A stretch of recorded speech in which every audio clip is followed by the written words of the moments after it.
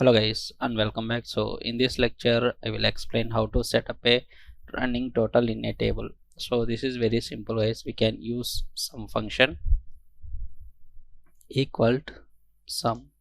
In this sum function I have mentioned arguments like first I will use first for your understanding purpose. First I will explain syntax, then I will use current. First it indicates total value, then I will use current as this running total. Okay, now at this current table what I will do, I will give this total values. Okay, at the rate total. Okay, then in this first what I will do, I will select this whole total range. Okay, so instead of selecting this total range, first I will give index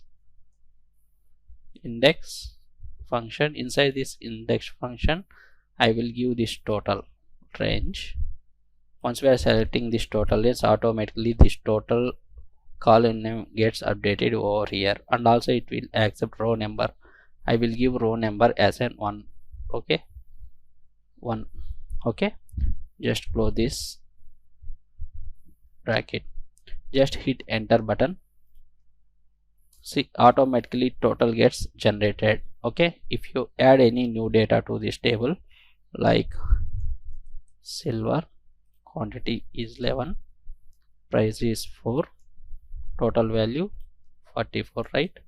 Just hit enter button. See, automatically this total gets automatically updated. And also if you add any new row in this particular mid of any row, right click, insert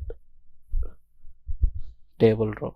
Okay, now I will add data like gold, price is 10, quantity is 10, price is 8, total price is 80 rupees. Okay, if I hit enter button, see, automatically this total is get changed, along with end of this total also get updated here. Okay, so that is the best feature to using